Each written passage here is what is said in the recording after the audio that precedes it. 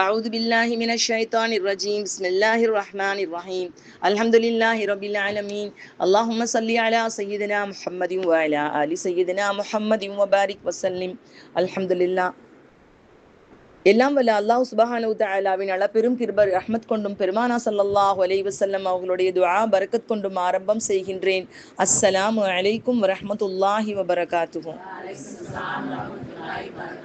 أعوذ بالله من الشيطان الرجيم بسم الله الرحمن الرحيم ولتكملوا العدة ولتكبروا الله على ما هداكم ولعلكم تشكرون. அல்ஹம்துலில்லா. அல்லாஹ் சுப்ஹானஹு தஆலா நோன்புடைய நோக்கமாக நம்ம நோன்புடைய ஆரம்பத்துல பார்த்தோமா, அதனுடைய நோக்கங்கள் மொத்தம் 4. இதுல நம்ம இப்ப பார்த்த ஆயத்துல 3 விஷயங்கள் அல்லாஹ் சொல்றான். இதுக்கு முன்னாடி யா அய்யுஹல்லதீன ஆமனூ குதிப அலைக்குமுஸ் ஸியாமு கமா குதிப அலல்லதீன மின் கப்லிக்கும் லஅல்லக்கும் தத்தகூன். மொத்தம் 4 நோக்கங்கள். 1வது இறையச்சம். இப்போ நாம திருப்பி பார்க்கணுமா இன்ஷா அல்லாஹ். ஏன் இதை மறுபடியும் நினைவூட்டுறோம்னு சொன்னா, அல்லாஹ் நீ எதையோ கொடுக்குறேன்னு சொன்னியே அல்லாஹ், அதை நான் வாங்கிட்டேனா, ஏதோ ஒரு நோக்கத்துக்காக இந்த ரமலானை நீ எங்க மேல விதிச்சிருக்கியா அல்லாஹ், அந்த நோக்கம் நிறைவேறிடுச்சா? சும்மா பசிச்சிருந்தோம், தாகிச்சிருந்தோம், காலையிலையும் நைட்டும் உட்காந்துருந்தோம், தராவிக போய் தொழுதோம், நம்ம அமல் செஞ்சோம், இந்த நன்மையை மட்டும் வாங்கிட்டு போறோமா, இல்ல ரமலானுடைய பரிபூர்ண விஷயங்கள் நம்ம அடைஞ்சுக்கிட்டோமா அப்படின்னு நம்ம யோசிக்கணுமா. இப்ப நம்ம ஒரு இடத்துக்கே போறோம்மா, நம்மளும் 4 ஜாமான் வாங்கிட்டு வந்திருப்போம். அப்புறம் ஒருத்தர் சொல்லுவாங்க அது அங்க அந்த ஜாமானும் கிடைச்சிச்சு அப்படின்னு சொல்றப்ப நம்ம என்ன சொல்லுவோம், அரடா எங்களுக்கு தெரியாம போயிடுச்சே, நம்ம அதை விட்டுட்டு வந்துட்டோமே அப்படின்னு நினைச்சு கை செய்தப்படுவோம். அது மாதிரி இன்னும் ஒரு சில நாட்கள் தான் இருக்கு, ஒரு சில மணி நேரங்கள் தான் இருக்கு. இந்த மணி நேரங்களுக்குள்ள எல்லா விஷயங்களும் நம்ம அடைஞ்சுக்கிட்டோமா, அல்லாஹ் சொன்ன விஷயங்கள் மட்டும் நம்ம அடைஞ்சுக்கிட்டோமா அப்படிங்கறத நம்ம யோசிச்சு பார்க்கணுமா. மாஷா அல்லாஹ், அல்ஹம்துலில்லாஹ். இறையச்சம், பரிபூர்ணமான பூர்த்தி, அல்ஹம்துலில்லாஹ். நோன்புடைய விஷயங்கள்ல தேவையில்லாம யாரும் நோன்பை மிஸ் பண்ணாம அல்ஹம்துலில்லாஹ் உடல் ஆரோக்கியத்தை அடிப்படையாக கொண்டு நம்ம இந்த நோன்பை நம்ம பூர்த்தி பண்ணியிருக்கோமா. அல்லாஹ் நமக்கு நேர்வழி காட்டினதை விளங்குனாதான் நன்றி பெருமைப்படுத்த முடியுமா. நிறைய பேருக்கு நம்ம நேர்வழியில இருக்கிறோங்கிறதே விளங்காதுமா. அப்போ அந்த நேர்வழிக்காக நம்ம அல்லாஹ்வை பெருமைப்படுத்துறோமா, அல்லாஹ்வுக்கு நன்றி செலுத்துறோமா. அல்லாஹ் எங்களுக்கு இப்படி ஒரு கடமையை கொடுத்து எங்களுக்கு ஒரு நல்ல ஒரு கோர்ஸ் முடிச்ச மாதிரி இருக்குமா. ரமலான் முடிச்சுட்டா ஒரு ரெஃப்ரெஷிங் கோர்ஸ் ஒவ்வொரு முஸ்லீமுக்கும், ஒரு ரெஃப்ரெஷர் கோர்ஸ். நம்மளுடைய ஈமான் அப்படியே புத்துணர்வு பண்ணிட்டு நம்மளுடைய அப்படியே ஒரு இது அடுத்த செவ்வாலை அடைகிறப்ப ஒரு புத்துணர்வோடு நம்ம செவ்வாலை போய் அடைகிறோம். மாஷா, நம்முடைய பாவங்கள் மன்னிக்கப்பட்டு ஏதோ ஒரு புத்துணர்வு நம்ம எல்லாருக்குள்ளேயும் இருக்கும். அதோட நம்ம போய் அடைகிறோம். இப்போ நம்ம கடைசி நாட்கள்ல செய்ய வேண்டிய முக்கியமான விஷயம் திட்டமிடலோடு நம்ம இந்த நாட்களை கடக்கணுமா. இன்னொரு 1-2 நாட்கள் தான் இருக்கு இன்ஷா அல்லாஹ். அல்லாஹ்வுடைய நாட்டம். ஒரு திட்டமிடல் வேணும். இந்த திட்டமிடல் சஹாபாக்கள்லாம் எப்படி செஞ்சாங்க, அவங்க திட்டமிடல்லாம் பார்த்தா மிரண்டுருவோம்மா. அல்லாஹ் இப்படியும் திட்டமிட முடியுமா அப்படின்னு நினைச்சு மிரண்டுரும். அம்ர் பின் ஜமூஹ் ரலியல்லாஹு தஆலா அன்ஹுன்னு ஒரு சஹாபி. அவங்களுக்கு காலுக்கு கீழே விளங்காதுமா, இந்த சப்பானி மாதிரி தவந்து போவாங்கல்ல, அந்த மாதிரி ஒரு சஹாபி அவங்க. மாஷா அல்லாஹ், நபி தோழர் அவங்க. அவங்க ஒரு தடவை வீட்டுல உட்கார்ந்துருக்கும் பொழுது போர் முரசு சத்தம் கேட்குது. போர் முரசு சத்தம் கேட்டு போருக்காக கிளம்புறாங்க. அப்ப திடீர்னு இந்த காட்டு அரபிகள்ட்ட இருந்து திடீர்னு போருக்கு வருவாங்க, திடீர்னு போருக்கு போவாங்கம்மா. சஹாபாக்கு சத்தம் வந்து கிளம்பிடுவாங்க எல்லாருமே. அப்படி ஒரு காலகட்டம். அப்போ உடனே அவங்க என்ன சொல்றாங்க, மனைவி கிட்ட பேசிட்டு இருக்கப்ப சொல்றாங்க, எனக்கும் இந்த போருக்கு போகணும்னு ஆசையா இருக்குது அப்படின்னு சொல்றாங்க. உடனே மனைவியை சொல்றாங்க, அவங்க யதார்த்தமா சொல்லியிருக்கலாமா, உங்களுக்கு நடக்க கூட முடியாது, நீங்களே தவந்து போய்கிட்டு இருக்கீங்க, நீங்க எங்க போய் போருக்கு போய் ஜெயிக்க போறீங்க, அப்ப போருக்கு போக முடியும், பேசாம இருங்க அப்படின்ட்டாங்க. அவருக்குள்ள என்ன நினைச்சாரோ தெரியாதுமா, நல்லா ஆழமா துவா பண்ணிட்டு இறங்கிட்டார்.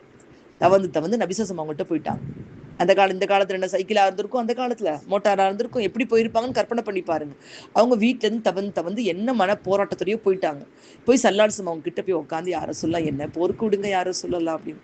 நபிசாசம் அவங்களுக்கு ஆச்சரியம். திட்டமிடல், இப்படிதான் நான் இருக்கணும் அப்படின்னு ஒரு திட்டமிடல் அவங்களுடைய வாழ்க்கைக்குள்ள இருந்துச்சுமா.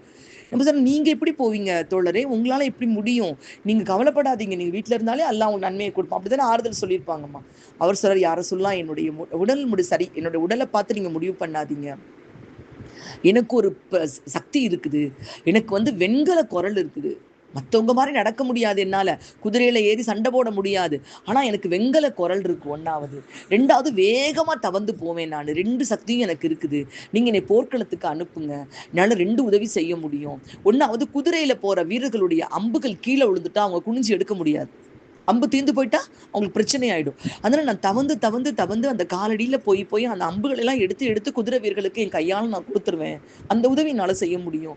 2வது, ஒருவேளை நம்முடைய படை பின்னடைகிற மாதிரி ஆயிடுச்சுன்னு சொன்னா, அல்லாஹு அக்பர் அல்லாஹு அக்பர் என்னுடைய குரல்ல நான் கத்துவேன். அதை கேட்டு படை வீரர்கள் வந்து வீரமாக சண்டை போடுவாங்க, அவங்களுக்கு வீரம் வந்துடும். என்னுடைய குரலாலையும் நான் தவந்து போய் அந்த அம்புகள் எடுத்து கொடுக்கறதுனாலையும் என்னுடைய படை வீரர்களுக்கு நான் உதவி செய்ய முடியும் யார சொல்லலாம், என்ன வேணான்னு சொல்லிடாதீங்க யார சொல்லலாம். அப்போ ஒரு திட்டமிடல், ஏதோ ஒரு திட்டம் போடுறாங்க அவங்க. உடனே சல்லாஸ் அவங்களுக்கு மறுக்க முடியல, சரின்னு சொல்லிட்டாங்க. அமர் பின் ஜமூஹ் ரலியல்லாஹு தஆலான்னு அவங்க போர்க்களத்துக்குள்ள போறாங்க. இன்னா லில்லாஹி வ இன்னா இலைஹி ராஜிஊன். அவங்க சின்ன பின்னமாகி அந்த போர்ல அவங்க சிதைக்கப்பட்டு ஷஹீத் ஆயிட்டாங்க. ஷஹீதான உடனே என்ன பண்றாங்க, ஒரு குதிரை மேல அவங்களுடைய மையத் போட்டு கொண்டு வர்றாங்க, ஊருக்குள்ள அடக்கம் பண்றதுக்காக கொண்டு வர்றாங்க. நகரவே மாட்டேங்குது குதிரை, அப்படியே அழிச்சாட்டியமா நிக்குதுமா அந்த இடத்துல. உடனே போர் முடிஞ்சிருச்சு, அல்லான்னு வெற்றி கிடைச்சிருச்சு, அவங்க ஷஹீதாயிட்டாங்க. நபிசாசம் அவங்களுக்கு செய்தி போகுது. செய்தி போன உடனே அவங்க வந்து இழுக்கிறாங்க, குதிரையினுடைய கடிவாளத்தை பிடிச்சி இழுக்கிறாங்க அந்த மையத்தை ஊருக்குள்ள கொண்டு. அப்பயும் என்ன ஆகல, அந்த கொஞ்சம் கூட நகரவே இல்லை. உடனே என்ன செய்யறாங்க, அவங்க வந்து அவங்களுடைய மனைவிக்கு செய்தி அனுப்புறாங்க. செய்தி அனுப்பி என்ன துவா செஞ்சுட்டு வந்தாங்க அம்ரு பின் ஜபூ, அவங்க அம்ரு ரலியல்லாஹு என்ன துவா செஞ்சாங்க அப்படின்னு கேட்குறாங்க. அவங்க சொல்றாங்க, அவங்க மனைவி சொல்றாங்க, யா அல்லாஹ் கிருபையுள்ள நாயனே, என் உடல் ஊனத்தின் காரணமாக என்னை ஏற்றுக்கொள்ளாமல் இருந்து விடாதே யா அல்லாஹ், எனக்கும் ஷஹீதா மரணம் அடையணும்னு ஆசையா இருக்கு யா அல்லாஹ், இந்த போர்க்களத்தை விட்டு நான் வந்து ஒருபோதும் நான் வெளியில வரக்கூடாதுன்னு துவா செஞ்சுட்டு போனாங்க யார சொல்லலான்னு மனைவி சொல்றாங்க. அப்பதான் சொல்றாங்க, நீங்க எப்படி இழுத்தாலும் அந்த குதிரை அசையாது, இந்த போர்க்களம் தான் அவர்களுடைய கபரஸ்தான்னு சொல்லிட்டு அங்கேயே அவங்களுக்கு கபர் வெட்டி அங்கேயே அவங்களுக்கு என்ன செய்யறாங்க, அவங்கள அடக்கம் பண்றாங்க. அப்போ ஒரு ஒரு திட்டமிடல், உயிரை கொடுக்கறதுக்கு திட்டம் போடுறாங்கம்மா, உயிரை கொடுக்கறதுக்கு திட்டம் போடுறாங்க. மாஷா அல்லாஹ். நம்ம போன வருஷம் பலஸ்தீன் போர்ல இஸ்மாயில் ஹனியா அப்படின்னு சொல்லிட்டு ஒரு ஷஹீதுமா, ரொம்ப ஆச்சரியமா இருக்கும். அவர் எப்படி இறந்து போயிருந்தாருன்னு சொன்னா, ஒரு சேர்ல அவர் உட்கார்ந்து இருக்கிறாருமா, ராக்கெட் வந்து விழுகுது உள்ளுக்குள்ள, அந்த ராக்கெட்டை அடிக்கிறதுக்கு ஒரு கட்டை, அந்த சேருடைய கட்டையை தூக்கி அடிச்ச மாதிரிக்கு அப்படியே சாஞ்சிருந்தாருமா, வஃபாத் ஆயிருந்தாங்க. அவருடைய ஒரு 2 வருஷத்துக்கு முன்னாடி அவருடைய பேட்டி ஒண்ணு பார்த்தோம். அவருடைய பேட்டி அவங்க சொல்றாங்க, யா அல்லாஹ், நான் வந்து எத்தனை வருஷம் உயிரோட இருந்தாலும் எனக்கு ஷஹீதா மௌத்தாக தான் விருப்பம். எனக்கு சாதாரண ஆஸ்பத்திரியில் மவுத்தாகிறதுல எப்படி இருந்தாலும் ஒரு நாளைக்கு மவுத்து வரும், 1 or 2 வரும். அவருக்கு 60 வயசுக்கு சார் 60 வயசுக்கு மேலே எப்போ வேணாலும் எங்களுக்கு மவுத்து வரலாம், ஆனால் எனக்கு ஷஹீதான மவுத் தான் எனக்கு வேணும், அப்படிதான் நான் உண்மையிலே நான் ஆசைப்படுறேன். மாஷா அல்லாஹ். அப்போ எப்படிப்பட்ட திட்டமிடல் அவர்கள்ட்ட இருக்குது, நினைச்சாலே ஆச்சரியமா இருக்குதுமா. சஅத் பின் அபி வக்காஸும் அவங்களுடைய தோழர் 2 பேரும் வந்து உஹது போர்க்களத்துக்கு போறப்ப 2 பேரும் உட்கார்ந்துருக்காங்க. அப்ப 2 பேரும் சொல்றாங்க, நம்ம போர்க்களத்துக்கு போறோம், ஒரு தோழன் இன்னொரு தோழனுக்காக கேட்கிற துவா வந்து கபூல் ஆகுமா, அதனால எனக்கு ஒரு துவா கேட்கிறேன், நீங்க ஆமீன் சொல்லுங்க, உங்களுக்கு துவா கேட்கிறேன், நான் ஆமீன் சொல்றேன் அப்படின்னு 2 பேரும் பேசிக்கிட்டாங்க. சஅத் ரலியல்லாஹு தஆலானு துவா செய்யறாங்க எப்படின்னா, யா அல்லாஹ், இந்த போர்ல வீராவேசமா நாங்க சண்டை போடணும், பின்வாங்க கூடாது, போர்ல வெற்றியோட திரும்பி வரணும் யா அல்லாஹ், நாங்க எந்த காரணத்துக்கு ஒன்றும் புறமுதுகு காட்டி வந்துடக்கூடாது ரப்பு அப்படின்னு இவங்க துவா செய்யறாங்க. அந்த சஹாபி எப்படி துவா செய்யறாங்க தெரியுமாமா, அவங்க அப்துல்லா இப்னு ஜஹ்ஷ் ரலியல்லாஹு தஆலான்னு நினைக்கிறேன் அவங்களுடைய பெயர்மா, அவங்க துவா செய்யறாங்க, யா அல்லாஹ், இந்த போர்ல எதிரி என்னுடைய ஈரக்கொலையில இதயத்துல அம்ப விட, என்னோட இருதயத்துல அம்பு விட்டு என் ஈர கொலையில குத்தி நான் வஃபாத் ஆகணும். இப்படி துவா செய்யறாங்க. அப்படி நடுங்கி போயிட்டாங்கம்மா இவங்க. அந்த எதிரி என்ன கீழே நான் மௌத்தா போன உடனே என்னோட காதை அறுத்தி என் கையை வெட்டி என் உடல் உறுப்புகளை ஊனமாக்கி அவன் கோத்து எடுத்துட்டு போகணும். அந்த காலத்து ஒரு பழக்கமா, எதிரிகள் சண்டை போட்டோன்னா எதிரியை வந்து சும்மா விட மாட்டாங்களாம், அப்படி அவங்கள ஊனப்படுத்தி அதை கோத்து வெற்றி வீரர்கள் மாதிரி கொண்டு போவாங்களாம் அவங்க ஊருக்கு. அப்படி எடுத்துட்டு போகணும் யா அல்லாஹ். இதோட நிறுத்திடலாமா அவரு, மறுமை நாள்ல அந்த ஊனப்பட்ட உடலோட நான் எந்திரிக்கணும். அப்போ நீ என்னை பார்த்து கேட்கணும், அப்துல்லா இப்னு ஜஹ்ஷே, உங்களோட உறுப்புகள் எங்கன்னு எனக்கு கேட்கணும். அப்ப நான் உன்ட்டு சொல்லணும், யா அல்லாஹ், அல்லாஹ் உன் பாதல என்னுடைய உறுப்புகள் நான் தியாகம் செஞ்சேன் ரப்புன்னு சொல்லணும் யா அல்லாஹ்னு இப்படி ஒரு துவா பண்ணிட்டாங்க. எப்படி ஒரு ஃப்ரெண்டுக்கு எப்படி இருக்குமா, அப்படியே அவங்க வந்து ஆமீன் சொல்லிட்டாங்க. சஅத் ரலியல்லாஹு தஆலான்னு அவங்க சொல்றாங்கம்மா, நான் எப்படி என்னுடைய தோழர் துவா செய்தாரோ அதே போல அவருடைய உறுப்புகள் வெட்டப்பட்டு ஈட்டியில் கோர்க்கப்பட்டு எதிரிகள் அதை உஹது போர்க்களத்தை விட்டு எடுத்து சென்ற காட்சியை நான் கண்டேன். அப்பொழுதுதான் நான் நினைச்சேன், அல்லாஹ், இந்த துவாவை நான் கேட்டிருக்க கூடாதா என்று. அப்போ ஒரு துவா கபூலாட்டு இன்னொரு துவா கபூல் ஆயிரும்லம்மா.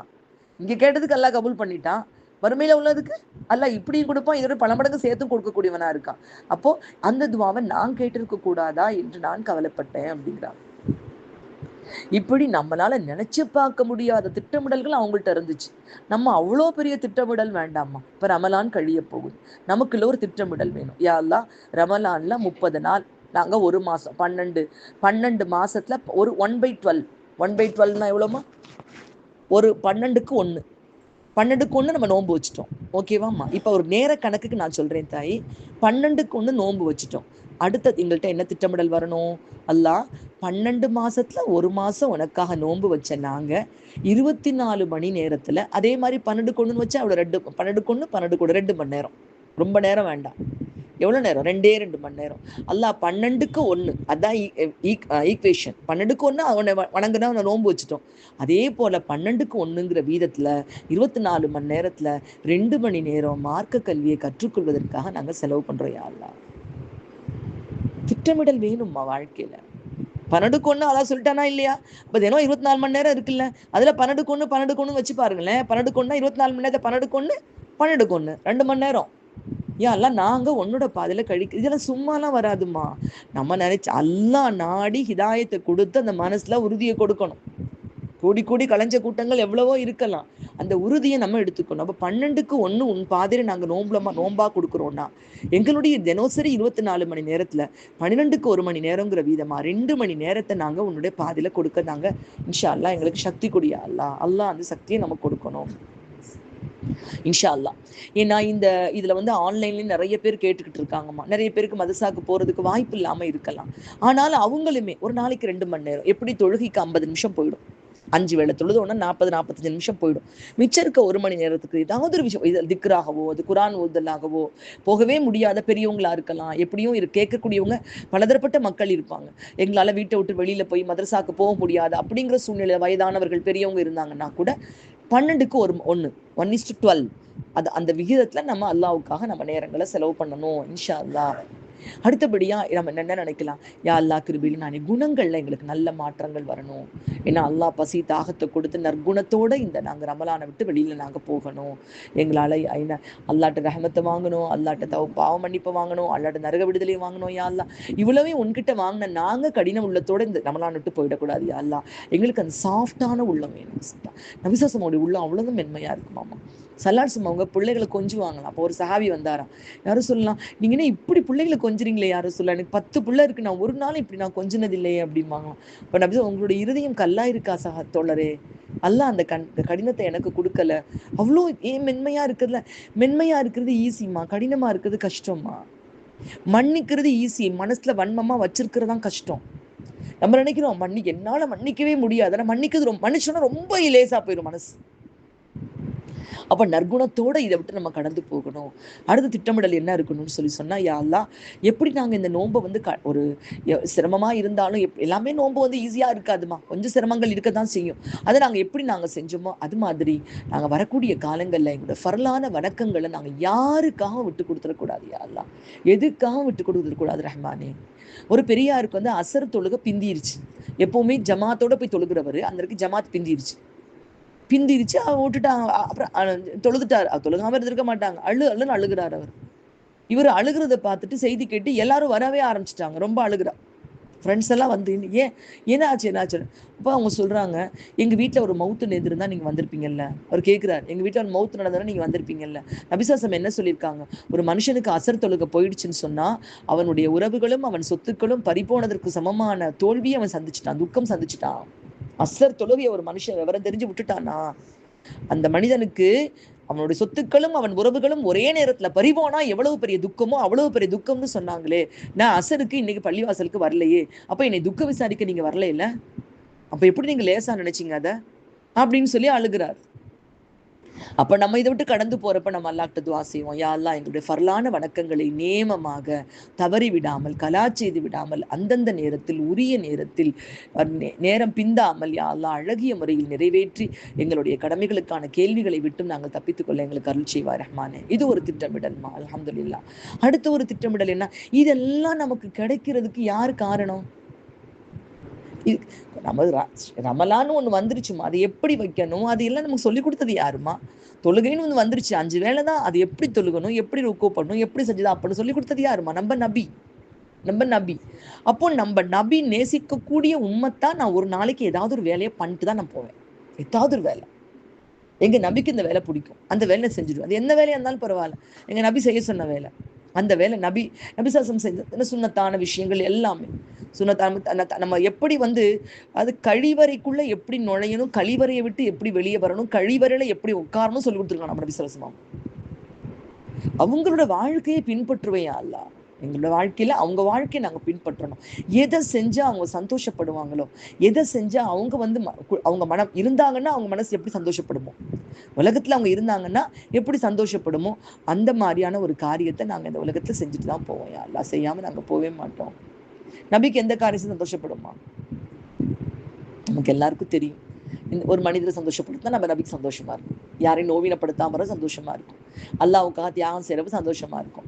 அல்லாவுக்கான திக்ர்கள் செய்யறப்ப சந்தோஷமா இருக்கும். மாஷா அல்லா, அல்ஹம்துலில்லாஹ்.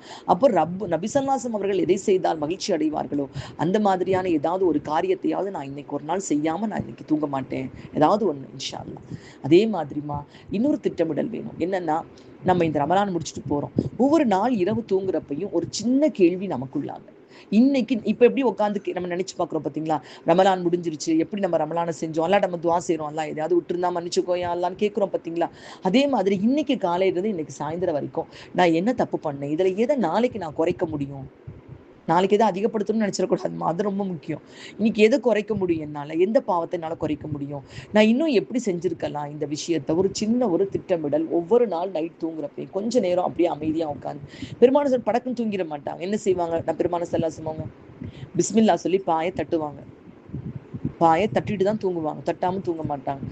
பெட்டா இருந்தா நம்ம ஒவ்வொரு நாளைக்கு பெட்டை தூக்கி போட்டு தட்டிட்டு இருக்க முடியாது, கையில தட்டணும், பிஸ்மில்லான்னு சொல்லிட்டு என்ன செய்யணும், பெட்டை நல்லா தட்டிடணும். தட்டி முடிச்சுட்டு உட்காந்து குல்சூராக்களை ஓதி, கையில ஊதி, தலையில இருந்து உடம்பு ஃபுல்லா தடவிட்டு, ஆயத்துல் குர்சி ஓதிட்டு, அல்லாஹும்ம பிஸ்மிகா மூத்து வஹியா ஓதிட்டு, மாஷா அல்லாஹ் அப்படி அமைதி. அதாவது அந்த கொஞ்ச நேரம் அல்லாவோட சிந்தனையோடு உறங்கக்கூடிய ஒரு தன்மை இன்ஷா அல்லாஹ். இந்த ஒரு திட்டமிடல் நமக்குள்ள கொண்டு வரலாம் இன்ஷா அல்லாஹ். அடுத்தது என்ன தெரியுமாமா, மாஷா அல்லாஹ், எல்லாருக்கும் தர்மம் பண்ணியிருப்போம், எல்லாம் பண்ணியிருப்போம். இதுக்கு வரக்கூடிய காலங்கள்ல நம்மளால இந்த சமுதாயத்துக்கு ஏதாவது நன்மை செய்யும். பெண்கள் நினைச்சா நிறைய விஷயங்கள் செய்ய முடியுமா. எனக்கு என்ன கவலையா இருக்கு, ஒரு மஹல்லால இருக்கக்கூடிய பெண்களுக்குள்ள ஒரு கூட்டமைப்பு இருக்கணும். இப்ப நம்ம மஹல்லானா இங்க இருக்கக்கூடிய பெண்களுக்குள்ள ஒரு கூட்டமைப்பு இருக்கணும். ஏதாவது ஒரு கஷ்டம், அதை எவ்வளவு பெரிய சாதனைகள்மா. இன்னைக்கு ஈரான்ல எல்லாத்துலயுமே பவர் இருக்குன்னு சொன்னா வெறும் ஆண்கள் பவர் மட்டும் கிடையாதுமா, பெண்கள் பவரும் அதுல இருக்குமா. அவ்வளவு தூரம் உருவாக்கி இருக்காங்கம்மா. பெருமான சல்லசமாங்களும் அப்படிதான். பெண்களை வந்து எவ்வளவு தூரம் அழகா டாக்டர்ஸா இருக்க அனுமதிச்சிருக்காங்க. போர்க்களத்துல பெண்கள் வந்து உதவி செஞ்சிருக்கிறாங்க. ஃபாத்திமா ரலியல்லாஹு தஆலா அன்ஹா அவ்வளோ ஃபர்தா முறை பேணக்கூடியவங்க, வெளியில வராதவங்க. அவங்களே உஹது போர்க்களத்துல வந்து மருத்துவ உதவிகள் செஞ்சதாக நமக்கு வரலாறுகள் சொல்லுது. ஆயிஷா ரலியல்லாஹு படை எடுத்து நடத்தி வந்திருக்காங்க. எல்லா விதங்கள்லயும் பெண்கள் வந்து பங்கெடுத்திருக்காங்கம்மா. ஆனா இப்ப நம்ம பக்கத்துல அந்த இது கிடையாதுமா. அதுக்காக தான் என்ன செய்யணும்னா, ஒரு பெண்களுக்கு மாற்று மதங்கள்லாம் அது இருக்குமா. எப்படின்னு சொன்னா, சங்கம் சங்கம் அப்படிங்கிற மகளிர் குழு அப்படிங்கிற முறையில எப்படியாவது ஒரு குழுக்கள் இருக்கு, உலக ஆதாய ரீதியா அவங்க ஒண்ணு சேர்ந்துக்கிறாங்க. நமக்குள்ள அது இல்லாம போயிடுதுமா. அதனாலதான் இந்த மதரசாக்கள் அப்படின்னு வர்றப்போ ஒரு பெண்கள் குழு, ஒரு மகளிர் குழுவா ஒண்ணு சேர்ந்து சமுதாய சேவையை நம்மளால என்ன செய்ய முடியும், சமுதாயத்துக்கும் ஏதாவது செய்யலாம். பொருளாதாரம் இப்ப நிறைய ஊர்கள்ல கம்பம் எடுத்துக்கோங்க, அப்புறம் இங்க மற்ற ஊர்கள்ல ஆச்சரியமா இருக்குமா. இந்த கம்பத்துல நான் இப்ப சமீபத்துல நான் வந்து என்னுடைய சகோதரி, அன்பான சகோதரி பரக்கத் நிஷா அவங்களுடைய அவங்க கூப்பிட்டு இருந்தாங்கம்மா, ஆலிமா நீங்க வாங்க. ரொம்ப சந்தோஷமா இருந்துச்சு. வெறும் பெண்களா ஒண்ணு கூடிமா, கிட்டத்தட்ட அவ்வளோ மூட்டை அரிசிமா எல்லாருக்கும் வாங்கி சதகத்துல் ஜாரியான் ஒரு குரூப் மூலமாக அவ்வளோ பெரிய ஹெல்ப் பண்றாங்கம்மா. கிட்டத்தட்ட அவ்வளோ பேர் பயனடைகிறாங்க. பாதிக்கப்பட்டவங்களுக்கு அரிசியிலேருந்து பருப்பு எல்லாம் சேர்த்து செட் கொடுக்குறது. அப்புறம் வந்து எங்கேயாவது விதவை ஆயிட்டாங்க, ஆனா வந்து கணவன் இறந்துட்டாங்க, அவங்களுக்கு சாப்பாட்டுக்கு வழி இல்லைன்னா அவங்களுக்கு சாப்பாடு ஏற்பாடு பண்றதுக்கு பொது சேவைகள். இது மாதிரி எல்லா ஊர்லயும், நம்ம ஊர்ல அது மாதிரி ஒண்ணு இருக்கிறதாவே எனக்கு தெரியலம்மா. நமக்கு எல்லாம் மதுசாக்கு வர்றோம் போறோம் அப்படி எல்லாம் மதுசா ரீதியா செய்யறாங்களே தவிர, ஒரு பொதுவான ஒவ்வொரு மஹல்லாலையும் அப்படி ஒரு பெண்கள் குழு, ஒரு பொது சேவை செய்யக்கூடிய ஒரு பெண்கள் குழு இருக்கணும் இன்ஷா அல்லாஹ். நம்ம ரொம்ப பெரிய அளவுல பண்ணலைன்னா கூட நம்மளால சின்ன சின்ன சின்ன சின்ன விஷயங்கள் என்ன நம்ம பண்ண முடியும் நம்மளால. நம்ம பக்கத்து அப்படி இருக்கும்போது நிறைய பேரோட கஷ்டங்கள் தீர்ந்து போயிடுமா. அதனால ஒரு கை தட்டினா ஓசை வராது, பல கை தட்டினா ஒரு 100 ரூபாய் 50 பேர் போட்டா 5000 ரூபாய். யாராவது ஒருத்தருக்கு நமக்கு ஒரு அவசர கஷ்டம்னு சொல்லி சொல்றப்ப நம்ம ஒரு ஹெல்ப் பண்ண முடியும் நம்மளால. அப்படி ஒரு சின்னதா ஒரு சின்ன சின்ன சமுதாய சேவை குழுக்கள் மாதிரி அமைச்சு அதுகளுக்குள்ளாக பிரயாணிக்கலாம் இன்ஷா அல்லாஹ். இப்படி ஏதாவது ஒண்ணு நம்ம சமுதாய சேவை செய்யணும் இன்ஷா அல்லாஹ். ஏன்னா எங்க நபி கொடுத்தது அதுதான், எங்க நபி சொல்லி கொடுத்த பெரிய விஷயம் சமுதாயத்துல சேவை செய்யக்கூடியவங்களாக இருக்கணும். அதாவது அல்லாஹ் வந்து லா இரஹமுல்லாஹ் மல்லா இரஹமுன்னாஸ், நபியுடைய மொழி. மனுஷங்களுக்கு இரக்கம் காட்டாதவனுக்கு அல்லாஹ் என்ன செய்ய மாட்டான், இரக்கம் காட்ட மாட்டான். அப்ப நம்ம பெண்களுக்குள்ளாக சின்ன சின்ன குழுக்கள் மாதிரி அல்லான்னு நம்ம ஊர்ல நிறைய நல்லது நடக்குது. ஆனா அது மதரசாக்கள் ரீதியா நடக்குது. மதரசாக்கள் ரீதியா நல்ல விஷயங்கள் நிறைய செஞ்சுட்டு இருக்கோமா நம்ம. ஆனா இது இன்னும் பொது சமுதாய சேவைக்கு செய்யக்கூடிய மாதிரி ஒவ்வொரு மஹல்லாலையும் சின்ன சின்ன மகளிர்கள் ஒன்று சேர்ந்து நம்ம பெண்கள் ஒன்று சேர்ந்து ஏதாவது சேவை செய்யற மாதிரி ஒரு விஷயங்கள் நம்ம ஆரம்பிச்சு, சில நேரத்துல வட்டிக்கு போறாங்க, இதெல்லாம் செய்யலாம், நம்முடைய சமுதாயத்துல செய்யலாம். எதுக்கு வட்டிக்கு போறாங்க? அவங்களுக்கு அவசரத்தை கொடுத்து உதவுறதுக்கு யாரும் இல்லை. இதுக்கு நம்மளுடைய ஆண்கள் கொண்டு சேர்ந்து ஒரு சின்னதாக ஒரு பைத்துல் மால் ஆரம்பிக்கலாம். வட்டி இல்லாம பொருட்களை அடமான வைக்க அனுமதி இருக்கு. மார்க்கத்துல அடமான வைக்க அனுமதி இருக்கு, வட்டி கொடுக்க தான் அனுமதி இல்லை. ஆனா நமக்கு யார் வட்டி இல்லாம அடமானம் வச்சுட்டு பணம் தரக்கூடியவங்க இருக்காங்க? அதுக்கு ஒரு சின்னதாக ஒரு பைத்துல் மால் ஏற்பாடு பண்ணலாம். ஒரு பைத்துல் மால் மாதிரி ஏற்பாடு பண்ணிட்டு ஒரு குறிப்பிட்ட பெரிய அளவில் கொடுக்கலன்னா கூட அதுக்குரிய நகைகளை கொண்டு போய் அங்கே ஒப்படைச்சிட்டு நம்ம அவங்கள்ட்ட பணத்தை வாங்கலாம். சில இயக்கங்கள் செய்கிறாங்கம்மா. இருந்தாலும் இது எல்லாரையும் போய் சென்றடையலை. இன்னும் அது எல்லாரையும் போய் சென்றடைகிற மாதிரி நம்ம ஜமாத்துக்களும் தலையிட்டு செய்கிற மாதிரி அப்படி ஒரு முயற்சி செய்யலாம். இதுக்கும் பெண்கள் செய்தியா நம்ம என்ன செய்யலாம் அப்படின்னு யோசிக்கலாம். பெருமான சல்லாசம் அவர்கள் பயான் பண்ணி பெருநாளுடைய பயான் முடிச்சுட்டு தர்மத்தை பத்தி எடுத்து சொல்லிட்டு துண்டு தான் விரிப்பாங்களாம். கழுத்துல காதுல இருக்கிறதெல்லாம் கழட்டி போட்டுருவாங்களாம் பெண்கள். சமுதாய சேவைக்காக அவ்வளோ செய்யக்கூடியவங்களாக இருந்திருக்காங்க. அந்த ஒரு தன்மையும் நமக்குள்ளாக வரணும். இன்ஷா அல்லாஹ் ஏதாவது சமுதாயத்துக்கு செய்யணும். எல்லாம் நமக்கு நமக்கு நமக்கு நம்ம பிள்ளைகளுக்கு நம்ம குடும்பத்துக்கு அப்படியே போயிடாம நம்மளால முடிஞ்ச அளவு சுத்தி இருக்கவங்களையும் ஒரு ஆதரிக்கக்கூடிய தன்மை நமக்குள்ளாக வரணும். இன்ஷா அல்லாஹ் இப்படி சில திட்டமிடல்களோட இன்ஷா அல்லாஹ் ரமலான கடந்து போவோம். இன்னைக்கு திட்டமிடல் மட்டும்தான் சொல்லியிருக்கோம். அவங்கெல்லாம் பெரிய திட்டமிடல் பண்ணாங்க, உயிரை கொடுக்குறது திட்டமிட்டாங்க. நம்ம அவ்வளோ பெருசா பண்ணலைன்னா கூட வரக்கூடிய நாட்களை பயன் தரக்கூடிய நாட்களாக எப்படி நம்ம கழிக்க முடியும்? சும்மா உண்டோம் உடுத்தினோம் மலம் கழிச்சோம் நம்ம படுத்து உறங்கணும் அப்படின்னு இல்லாம நம்ம கொஞ்சம் அல்லாஹ்வுக்கு பிடிச்சமான நாட்களாக நம்ம கழிக்கணும். இன்ஷா அல்லாஹ். அல்ஹம்துலில்லாஹ். அல்லாஹு தஆலா அந்த சரியான திட்டமிடல் செய்யக்கூடிய தௌஃபீக்கை நம்ம அனைவருக்கும் தந்தருள் புரிவானாக. அதன்படி வாழக்கூடிய தௌஃபீக்கையும் அல்லாஹ் தந்தருள் புரிவானாக. ஆமீன் யா ரப்பல் ஆலமீன். அஸ்ஸலாமு அலைக்கும் வரஹ்மத்துல்லாஹி வபரகாத்துஹு.